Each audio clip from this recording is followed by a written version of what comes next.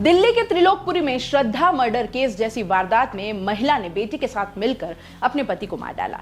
उसके 10 टुकड़े किए, उन्हें फ्रिज में रखा और कई दिन तक आसपास के इलाकों में उन्हें फेंकती रही। जिसकी हत्या की गई उसका नाम अंजन दास है, जो त्रिलोकपुरी में रहता है। हत्या की आरोपी महिला का नाम पूनम है, वह अंजन की दूसरी पत्नी है। बेटे का नाम दीपक है, जो अंजन का सौतेला बेटा है। बुरी नीयत का शक होने पर पूनम और बेटे ने यह कांड कर दिया। अब दोनों को अरेस्ट कर लिया गया है। पश्चिम बंगाल में भी पत्नी ने अपने बेटे के साथ मिलकर पति की हत्या कर दी थी। इतना ही नहीं, हत्या के बाद उसके शव के 6 टुकड़े करके अलग अलग जगह पर फेंक दिए। मामला 12 नवंबर का है और इसका खुलासा 15 नवंबर को तब हुआ जब पत्नी और बेटा बरुईपुर थाने में गुमशुदगी की रिपोर्ट लिखवाने गए। पत्नी और बेटे ने बताया कि वह उन्हें हमेशा प्रताड़ित करता था। कुछ दिन पहले बेटे ने एक परीक्षा देने के लिए पिता से 3000 रुपए मांगे थे, लेकिन उन्होंने पैसे देने से मना कर दिया और इस बात को लेकर दोनों के बीच काफी बहस हुई। पिता उज्जवल ने बेटे को थप्पड़ मार दिया। जवाबी कार्यवाही में बेटे ने पिता को धक्का दिया तो वो कुर्सी से टकराने के कारण बेहोश हो गए और इसके बाद बेटे ने गला दबाकर उसकी हत्या कर दी और फिर अपनी कारपेंटरी किट से हैक्सो यानी आरी का इस्तेमाल कर शरीर के 6 टुकड़े कर दिए।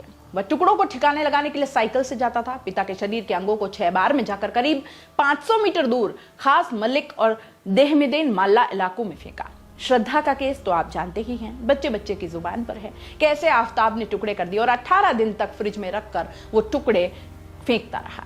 18 नवंबर को दिल्ली से करीब 150 किलोमीटर दूर मथुरा जिले के राया इलाके में यमुना एक्सप्रेस वे की सर्विस रोड पर एक लाल ट्रॉली बैग मिलता है। पुलिस ने दावा किया कि मामला ऑनर किलिंग का है।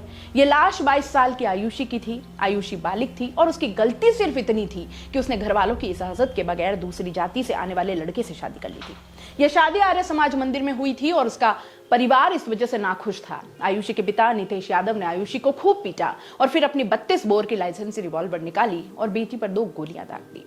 और भी कई केस हैं, लिस्ट काफी लंबी है, सबके अलग अलग कारण हैं, लेकिन एक बात सब में समान है, वो है संवेदनाओं का मरना, सहनशीलता का खत्म हो जाना। अब कोई समझाता नहीं है, अब कोई समझता भी नहीं है, अब कोई समाधान नहीं ढूंढता, अब कोई एडजस्ट नहीं करता।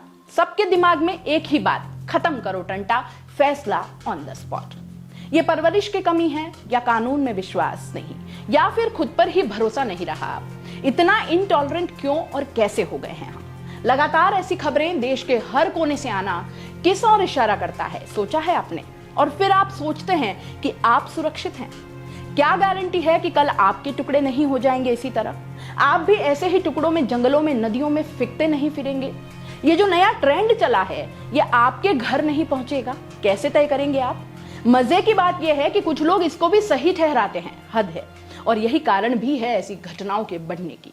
बात हिंदू मुसलमान की तो अब रही नहीं, तो ये तो आप बंद कर दीजिए। अब रोकिए इससे पहले कि ये आग हम तक पहुंचे, हमको जला दे। राहत इंदौरी का वो शेर आज बिल्कुल सटीक बैठता है कि अगर खिलाफ हैं, होने दो, जान थोड़ी है। ये सब धुआं है, कोई आसमान थोड़ी है। लगेगी आग तो आएंगे घर कई जद में, यहाँ पे सिर्फ हमारा मकान थोड़ी है। जो आज साहिबे मसंद है, कल नहीं होंगे। किराएदार है, जाति मकान थोड़ी है। सभी का खून शामिल है यहाँ के मिट्टी में, किसी के बाप का हिंदुस्तान थोड़ी है।